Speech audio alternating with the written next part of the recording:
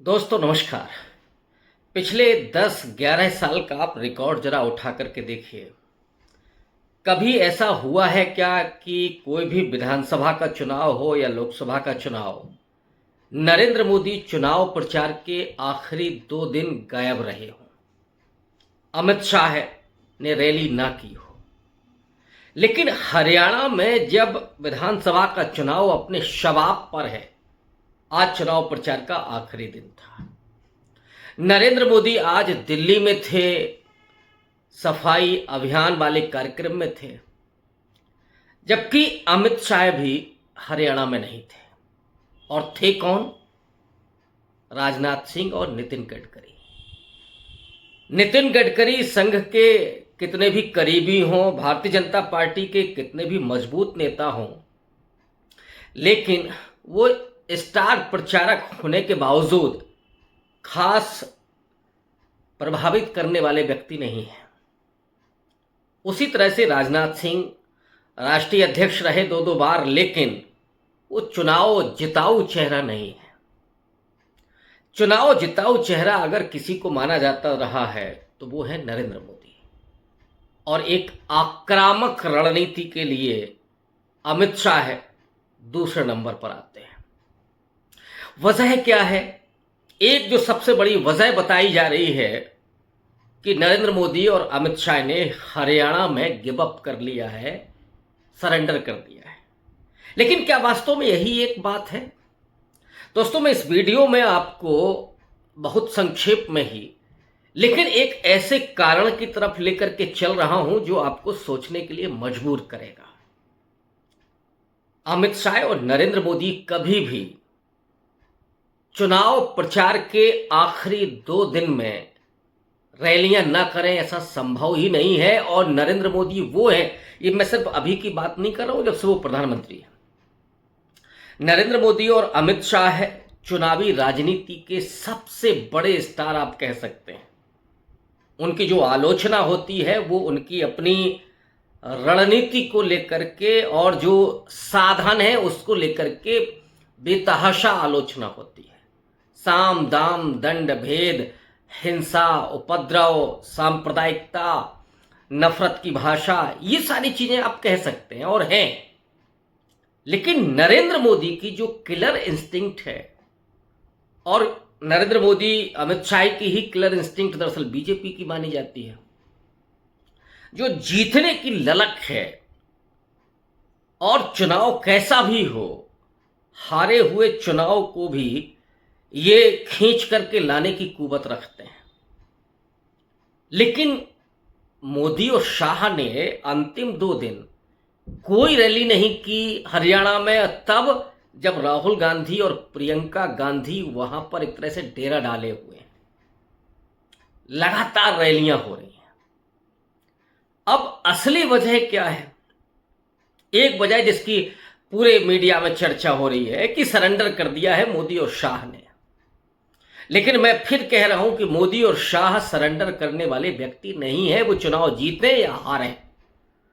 नरेंद्र मोदी तो बल्कि ये भी करते हैं कि जिस दिन वोट डाले जा रहे होते हैं उस दिन कोई आयोजन बन जाता है, और वो आयोजन होता है जो सीधे तौर पर प्रभावित कर सके।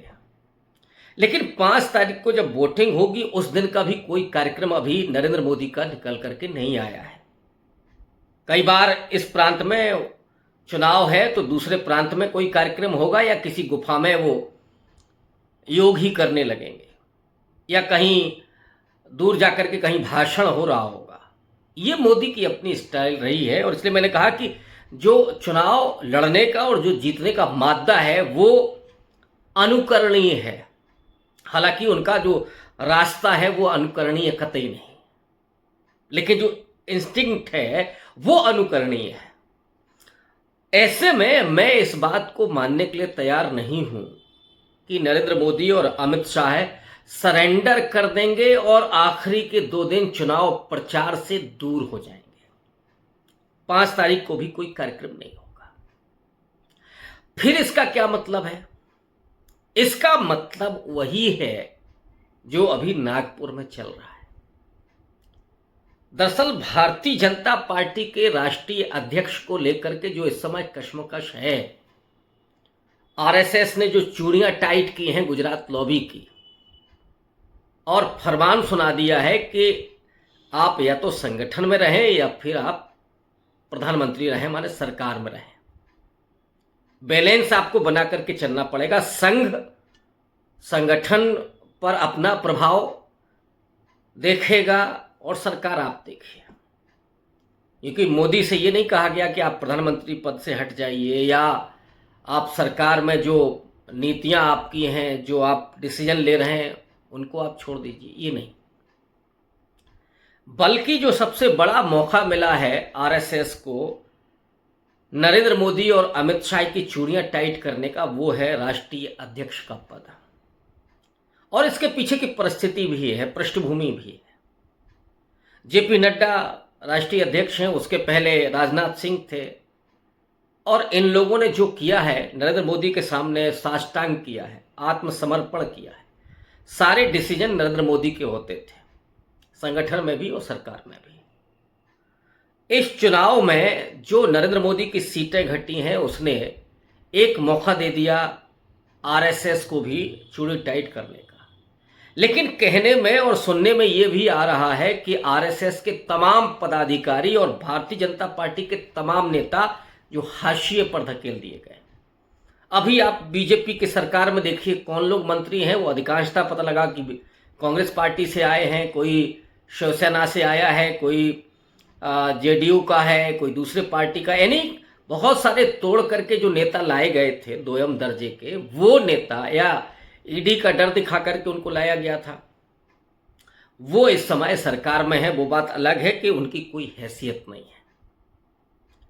अब नरेंद्र मोदी ने ये जो किया, उससे भारतीय जनता पार्टी के वो नेता और आरएसएस के वो लीडरशिप जो दशकों से काम कर रही है पार्टी में, उन्होंने खून पसीना अपना लगा दिया। बीजेपी के वो नेता जो मंत्री पद पाना चाहते थे, उनकी हसरतें खत्म हो गई। एक बार बने, दोबारा उनको साइडलाइन कर दिया गया। बहुत सारे वेटिंग ही हैं, वो कर दिए गए और उनकी कोई सुनवाई भी नहीं। सबसे बड़ी बात है कि सरकार में उन्हें कोई दो कौड़ी के भाव भी नहीं पूछता है। आरएसएस की जो गति की थी नरेंद्र मोदी ने, कि मोहन भागवत हों या दत्तात्रेय होसबोले हों, उन्होंने कोई तवज्जो ही नहीं दिया। नरेंद्र मोदी कई बार नागपुर गए, लेकिन आरएसएस कार्यालय नहीं गए। एक बड़ी नाराजगी बताई जा रही है कि अमित शाह भी गए थे 2-4 दिन पहले नागपुर, लेकिन वो आरएसएस कार्यालय नहीं गए। बगल में ही किसी सभागार में मीटिंग कर रहे थे बीजेपी की कार्यकर्ताओं की, लेकिन वहीं से वापस गेस्ट हाउस चले गए और गेस्ट हाउस से वापस वो फिर दिल्ली आ गए। इस समय आरएसएस के जो एक पूरी लीडरशिप है, उसको ये मौका मिल गया है कहने का कि अब बहुत हो चुका है, अब तो नरेंद्र मोदी और अमित शाह की चूड़ियां आप टाइट करिए और गुजराती लॉबी का जो वर्चस्व है पार्टी पर और सरकार पर, उसको कम करिए और एक अपने हाथ में लीजिए, चाहे आप संगठन लें या सरकार लें। अब ये जो आरएसएस ने अभी फरमान दिया है मोदी और शाह को, वो क्यों हुआ है, जरा इस पर भी बात कर लेते हैं। आरएसएस के बारे में लोकसभा चुनाव के बीचों बीच जो कहा गया था, दरअसल आरएसएस अपनी प्रतिष्ठा को और अपने स्वाभिमान को लेकर के चिंतित था। नरेंद्र मोदी ने तो बीच में उनको भाव देना ही बंद कर दिया था। नरेंद्र मोदी को लगा कि अब की बार 400 पार का नारा, संविधान को हटाने का नारा, राम मंदिर का उद्घाटन, ये सारे मुद्दे हैं जो उनको आराम से पूर्ण बहुमत दिलवा देंगे। इसीलिए आरएसएस ने थोड़ा सा अपने आप को पीछे किया। जब आरएसएस ने पीछे किया तो ये आपस में तनातनी हुई और जेपी नड्डा ने एक बयान दे दिया कि हमें आरएसएस की जरूरत नहीं है, हम अपने आप में दुनिया की सबसे बड़ी पार्टी हैं, सबसे ज़्यादा कार्यकर्ता हमारे पास हैं, इसलिए हम चुनाव लड़ने में सक्षम हैं, हमें आरएसएस की ज़रूरत नहीं है। जब ये कहा गया तो आरएसएस ने छोड़ दिया। अधिकांश सीटों पर आरएसएस ने छोड़ दिया सक्रिय रहना और नतीजा जो हुआ कि 240 पर आकर के गाड़ी अटक गई और जब 240 पर अटक गई उस समय भी नरेंद्र मोदी ने कोई खास तवज्जो नहीं दी। उन्होंने बीजेपी संसदीय दल की बैठक नहीं बुलाई, उन्होंने सीधा एनडीए संसदीय दल की बैठक बुलाई, उसमें वो नेता सत्ता चुन लिए गए, प्रधानमंत्री बन गए, शपथ ले ली, लेकिन बीजेपी को उन्होंने भाव नहीं दिया। आरएसएस ने वहीं से शिकंजा कसना शुरू कर दिया। जो भी नाराज नेता थे आरएसएस के लोगों ने तो स्पष्ट तौर पर कहा कि अब नहीं तो फिर कभी नहीं। नरेंद्र मोदी के बारे में जो कर्नाटक चुनाव के बाद आरएसएस ने लिखा था कि अब नरेंद्र मोदी के चेहरे पर चुनाव नहीं जीते जा सकते, आरएसएस ने इस बात को लोकसभा चुनाव से कंपेयर करके रखा कि अब नरेंद्र मोदी के बलबूते चुनाव नहीं जीता जा सकता, इसलिए नरेंद्र मोदी को अब तय करना होगा कि वो करेंगे क्या। अब वो संगठन में रहेंगे या सरकार में रहेंगे, एक ही जगह आप रहेंगे। और यहीं से वो शुरू होती है कश्मकश नहीं बल्कि एक दूसरे के खिलाफ प्रतिद्वंद्विता शुरू होती है, मान मनव्वल भी कुछ होता है, लेकिन उससे भी काम नहीं चला। ऐसे में हरियाणा का चुनाव बीच में आ गया। इसके बाद फिर महाराष्ट्र में होना है, झारखंड में होना है, जम्मू कश्मीर में तीनों चरण के चुनाव हो चुके हैं। नरेंद्र मोदी और अमित शाह को भी ये मौका मिल गया कि जो आरएसएस ये दंभ भरता है कि उसकी वजह से चुनाव जीते जाते हैं, तो लीजिए फिर आप हरियाणा में ही परीक्षा कर लीजिए, हरियाणा चुनाव जीत लीजिए। एक इसी को कहते हैं ना कि हारी हुई बाजी को जीतने की कुवत। इस समय नरेंद्र मोदी और अमित शाह के लिए हरियाणा महत्वपूर्ण नहीं है, बल्कि इस समय आरएसएस को आईना दिखाना महत्वपूर्ण है। जो आरएसएस उन पर लगाम लगाना चाहती है उसको उसकी हैसियत बताने की कोशिश में है इस समय नरेंद्र मोदी, और इसीलिए उन्होंने क्या किया है कि हरियाणा को छोड़ दिया है कि अब आप जीत लीजिए। अगर आप बात करते हैं कि आरएसएस की वजह से आप चुनाव जीतते हैं तो फिर जीत के दिखा दीजिए। और आखिरी के 2 दिन तक अपने आप को चुनाव प्रचार से बाहर कर लिया। और गया कौन? गडकरी और राजनाथ सिंह। बीच में योगी आदित्यनाथ भी गए थे। योगी आदित्यनाथ ने जो ध्रुवीकरण करने की कोशिश की मेवात के इलाके में, वहां तो सिर्फ 7-8% मुस्लिम है, वो कुछ होना नहीं है। 5% सिख है, वो सीधे बीजेपी के खिलाफ खड़ा हुआ है। तो 12-14% तो यही जो सीधे कांग्रेस के पक्ष में खड़ा हुआ मतदाता है। दलित मतदाता को आपने भ्रमित करने की कोशिश की कि वो किसी तरीके से कांग्रेस के बजाय वो बीएसपी या एएसपी की तरफ चला जाए, लेकिन वो आखिरी तक आते आते उसको समझ में आ गया कि असल में बीएसपी या एएसपी की तरफ जाने का मतलब है कि बीजेपी को मौका देना, कांग्रेस को कमज़ोर करना। अभी लड़ाई तो सीधे तौर पर बीजेपी के साथ है और बीजेपी को हराने की पहले ज़रूरत है। तो इसलिए अब आखिरी में, और राहुल गांधी ने भी इधर किया, कुमारी शैलजा 3-4-5 दिन रहीं, बाहर रहीं, चुनाव प्रचार से नहीं गई, हरियाणा दिल्ली में ही थे। जब कांग्रेस का मैनिफेस्टो जारी हुआ उस समय भी वो नहीं थी।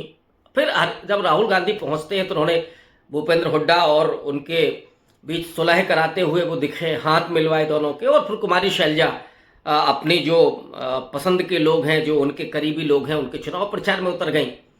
और जब वो उतर गई तो राहुल गांधी ने कहा कि सरकार 36 बिरादरी की होगी, सबकी सरकार होगी। राहुल गांधी प्रमुख चेहरा बनकर के सामने आ गए। तो राहुल गांधी ने वो प्रश्न हटा दिया कि कुमारी शैलजा मुख्यमंत्री होंगी क्या भूपेंद्र हुड्डा होंगे। तो जो जाट बनाम जाटों की राजनीति है या जाट बनाम नॉन जाट की जो राजनीति है, उसको भी एक तरह से राहुल गांधी ने साइडलाइन कर दिया, अपना चेहरा आगे कर दिया, अपना एजेंडा आगे कर दिया। और भारतीय जनता पार्टी आरएसएस पर जम करके हमला बोला। इसका प्रभाव परिणाम ये होते हुए दिख रहा है कि जो कांग्रेस पार्टी 10 साल से सत्ता से बाहर थी, भारतीय जनता पार्टी के खिलाफ वैसे ही किसान, नौजवान और पहलवान, ये 3 बड़े मुद्दे थे। राहुल गांधी बाद में जब निकलते हैं अपने उस यात्रा पर, तो उसमें बाबा साहब की लंबी बड़ी सी स्टैच्यू लेकर के चलते हैं। तो वो संविधान और बाबा साहब अम्बेडकर का जो मिशन है उसको भी आगे रखते हैं, संविधान बचाने की और लोकतंत्र बचाने की बात करते हैं, जाति जनगणना से लेकर के आरक्षण को बढ़ाने की बात करते हैं। ये जो एजेंडा सेट किया राहुल गांधी ने, उसमें भारतीय जनता पार्टी का डूबना लगभग तय माना जा रहा है। मैं अभी नतीजे पर कोई बात नहीं कर रहा हूं कि वहां पे सीटें कितनी आएंगी, लेकिन जो जमीनी परिस्थितियां हैं उससे ये अभी दिखाई पड़ रहा है कि भारतीय जनता पार्टी अब वहां एक तरह से उठने की कंडीशन में नहीं है।